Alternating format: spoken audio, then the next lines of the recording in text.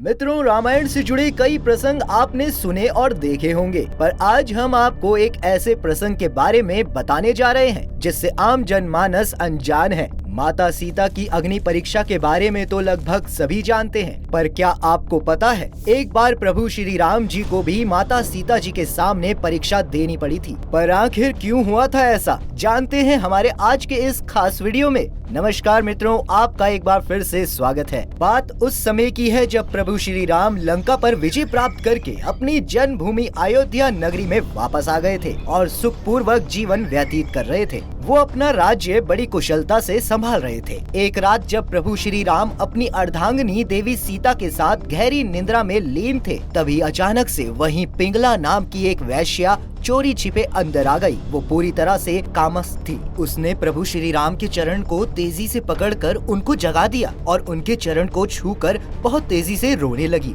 रोते रोते वो श्री राम से बोली कि हे प्रभु, आज मुझसे बहुत बड़ा अपराध हो गया है। उसकी इस तरह की बात सुनकर प्रभु श्री राम जी, जो अंतर्यामी हैं, उन्हें तुरंत इस बात का पता चल गया कि ये काम भाव से पूरी तरह पीड़ित है। प्रभु श्री राम ने उस वैश्या से कहा, सुनो, मैं जान गया हूँ कि तुम काम पीड़िता हो और मैं इस जन्म में तो विवाहित हूँ और मेरे प्रेम पर सिर्फ और सिर्फ मेरी पत्नी का अधिकार है। मैं एक पत्नी व्रतधारी हूँ। मैं अपनी अर्धांगिनी के अलावा अन्य किसी से ऐसे संबंध की कल्पना भी नहीं कर सकता। और आश्वासन देते हुए कहा कि मैं तुम्हें इसका बढ़िया उपाय बताता हूँ। मेरी बात ध्यान से सुनो, तभी तुम इस काम वासना से मुक्त और शांत हो पाओगी कि जब मैं श्री कृष्ण का अवतार लेकर ब्रज में आऊंगा, उस वक्त तुम कुब्जा के रूप में जन्म लेकर मेरी आराधना करना। तब तक अपनी बची आयु कंस के राज्य में ही गुजारो। इतना कहकर प्रभु श्री राम ने द्वारपालों को डांट लगाई और पिंगला को बाहर जाने के लिए कहा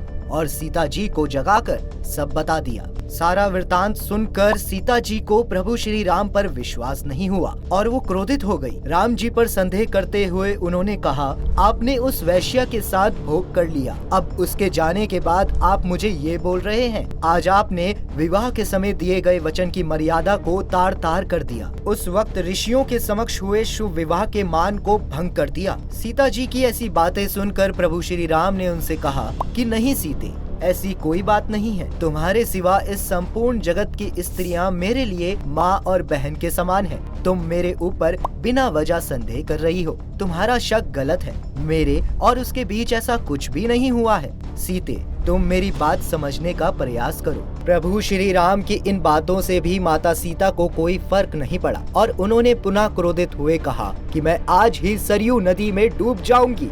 मैं इस शैया पर कभी नहीं सो पाऊंगी जहां एक पापनी वैश्या के अंगों का स्पर्श हो चुका है। आज मुझे आपसे घृणा हो रही है जो एक वैश्या के रूप से मोहित हो गया। मैं तो इस संसार से हमेशा के लिए चली जाऊंगी और आपने जो किया है उसका फल तो आपको भुगतना ही पड़ेगा। लेकिन मेरी एक बात याद रखना कि जो राजा भोग विलास में लिप्त हो जाता है उसका राज्य ज्यादा दिनों तक टिक नहीं पाता है। उन्होंने राम जी को प्रणाम किया और अपने देह त्याग के लिए सरयू नदी के निकट पहुंच गई। प्रभु श्री राम व्याकुल हो गए और उनके पीछे पीछे दौड़ पड़े। माता सीता सरयू में छलांग लगाने ही वाली थी कि राम जी ने रेत पर उन्हें पकड़ लिया। वो उन्हें अत्यंत स्नेह और प्रेम भाव से बोले, हे वैदेही, आपसे विनम्र निवेदन है कि आप मेरी बात तो सुनिए। तुम कहो तो मैं शपथ ग्रहण कर लूं। जैसा आपके मन में संदेह है वो गलत है, ऐसा कुछ भी नहीं है। सीते, कृपया आप मेरी बात पर विश्वास करो। अगर आप ऐसा कर देंगे तभी मेरे मन में उत्पन्न संदेह का नाश हो पाएगा। प्रभु श्री राम ने तुरंत दासी को आदेश दिया कि जाओ लक्ष्मण को तुरंत बुलाकर लाओ। राम जी के आदेश पर तुरंत लक्ष्मण जी वहां आए। जाओ अभी और गुरु वशिष्ठ जी को पूरे आदर के साथ यहाँ लेके आओ। जैसे ही लक्ष्मण जी का रथ महर्षि वशिष्ठ जी के आश्रम के पास पहुंचा और उन्हें पता चला कि अर्धरात्रि के समय लक्ष्मण आए हैं, तो वो और उनकी पत्नी अरुंधति काफी चौंक गए। इसके बाद लक्ष्मण जी ने गुरु को प्रणाम करते हुए कहा, हे गुरुवर, बड़े भ्राता ने आपको याद किया है। कृपया आप मेरे साथ तुरंत चलिए। गुरुजी समझ गए कि बिना किसी बड़े कारण के तो राम ने मुझे याद नहीं किया होगा। वो लक्ष्मण के साथ चलने के लिए राजी हो गए और रथ पर सवार हो गए। इसके बाद दोनों राजभवन के अंदर पहुँचे। गुरु को देखते ही प्रभु श्री राम ने उनके चरण छुए और एक दिव्य आसन पर उन्हें बैठाया और धीरे धीरे पूरी बात बतला डाली। साथ ही सीता जी द्वारा कही गई बात को भी वशिष्ठ जी के सामने रखा। प्रभु श्री राम ने सीता जी के सामने उनके चरण पर हाथ रखकर बताया कि हे सीते, जैसा आप सोच रही हैं वैसा कुछ भी नहीं है। तुम्हारे सिवा मेरे किसी भी स्त्री से कोई संबंध नहीं है। इतना कुछ हो जाने के बाद माता सीता जी को विश्वास हो गया। थोड़ी देर बाद उन्होंने पिंगला को बुलाकर काफी डांट लगाई और श्राप दिया कि जब तुम मथुरा में जन्म लोगी तो तुम्हारे शरीर में 3 कुबड़ रहेंगे। साथ ही उसको बंधक भी बना दिया।